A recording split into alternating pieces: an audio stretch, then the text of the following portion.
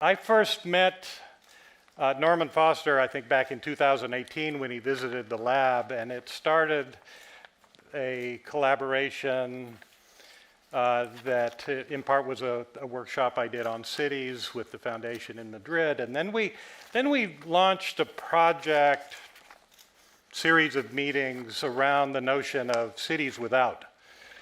And we were looking at mobility without cars, sanitation without sewer, power without carbon, food without soil, learning without schools. When you get started, you know, we had about 40 of them. That was a lot of fun. Then the pandemic hit, and I'm really delighted that we've reestablished a collaboration focused on some of the real challenges that we're facing, and particularly with this project to think about the future of Kharkiv. Everybody knows Norman. He's the founder of one of the great architectural firms in the world, Foster and Partners. He's president of the Norman Foster Foundation. He's the, I forget what you call it, the UN patron to cities. Amazing person. So I'd like to welcome Norman Foster.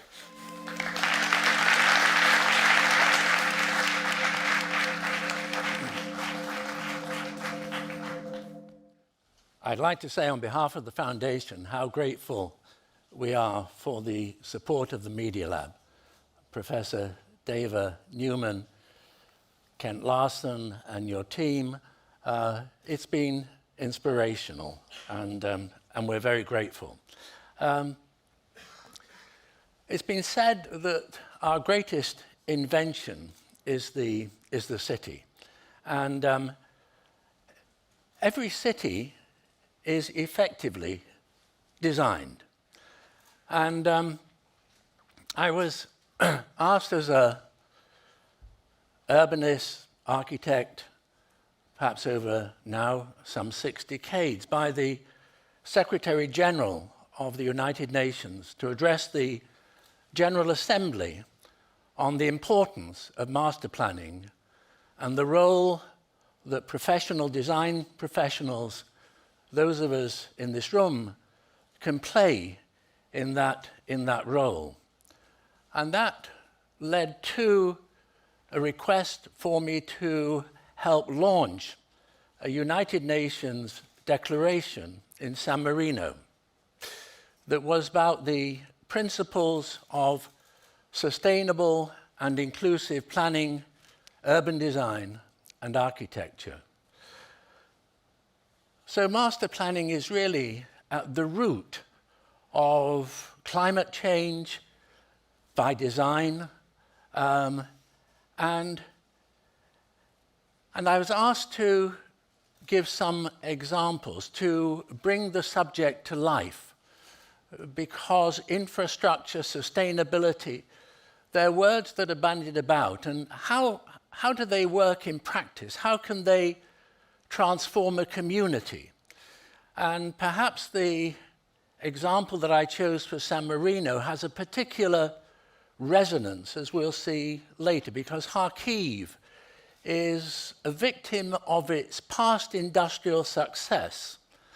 And so that as an issue is common to cities in Ukraine, but it's also common to cities worldwide. And Duisburg, in the past, as this image shows, was once upon a time hugely prosperous. It coasted on heavy industry.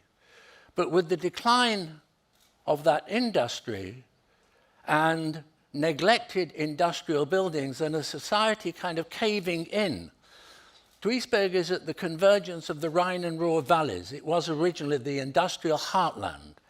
And so that community, through its own internal political initiatives and working with the community, held a competition for a master plan, which we won.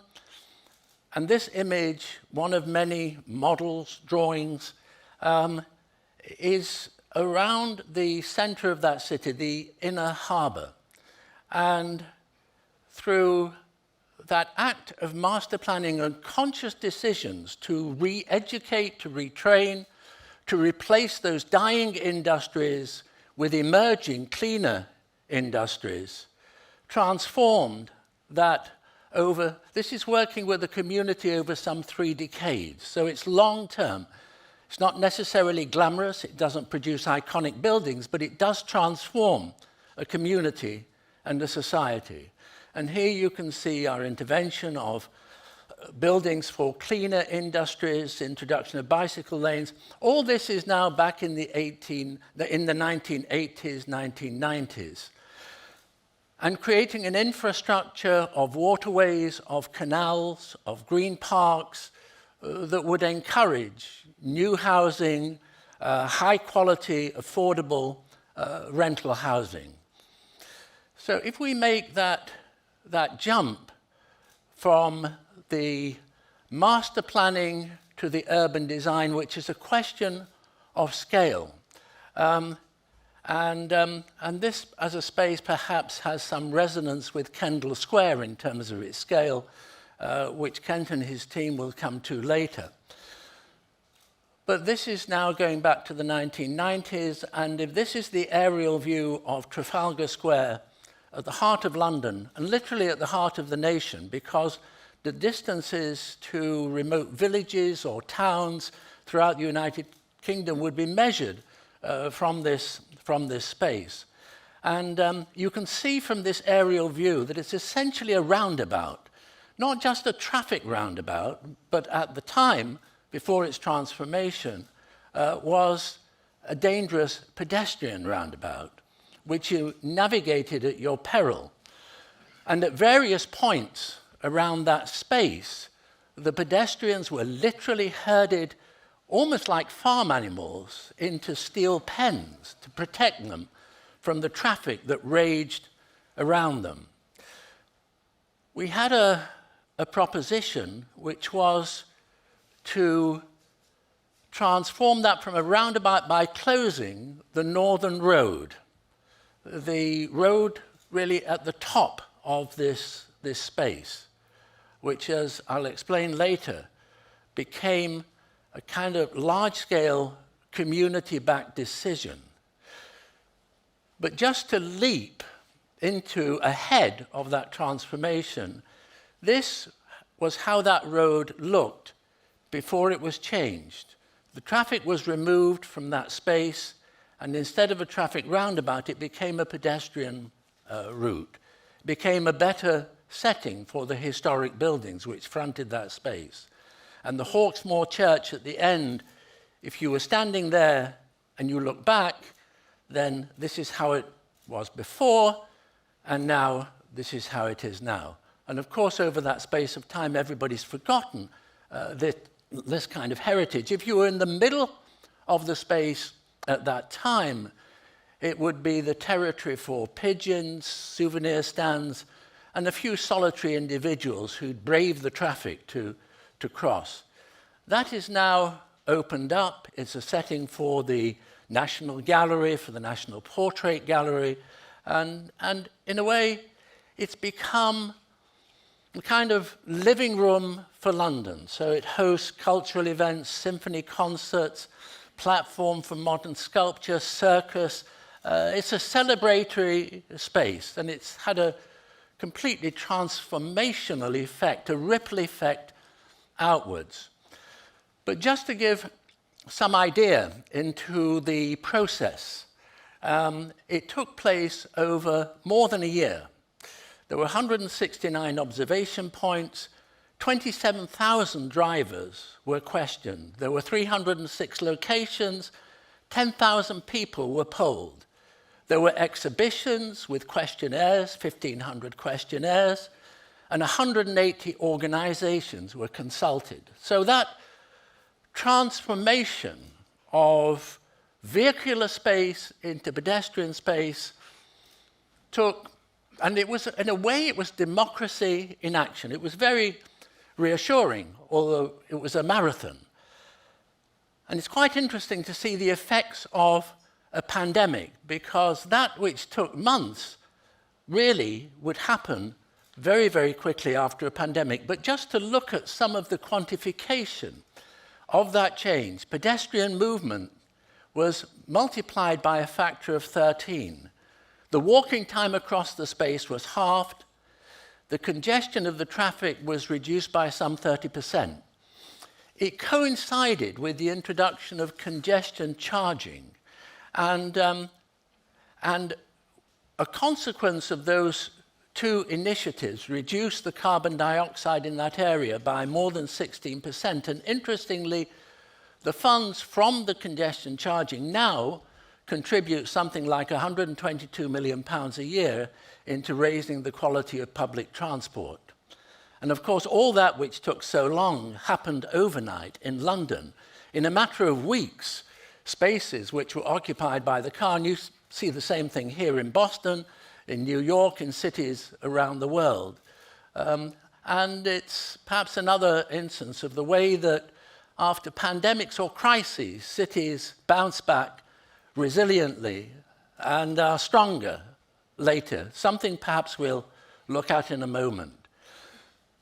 So if we're talking about master planning, United Nations, cities learn from each other, and we can see global trends and we can see how those work locally. One of the things that fascinates me is the way in which over time cities individually have questioned the priorities of vehicular traffic over pedestrian. And so here in Madrid, in Europe, we're seeing the way in which a traffic network gives way to a green parkway by relocating or submerging part of the traffic movement.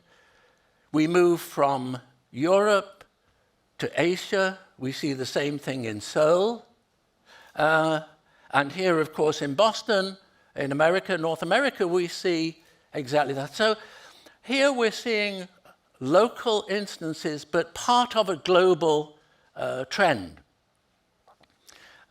Some of this, of course, happens organically. In other cases, it's triggered by progressive government initiatives.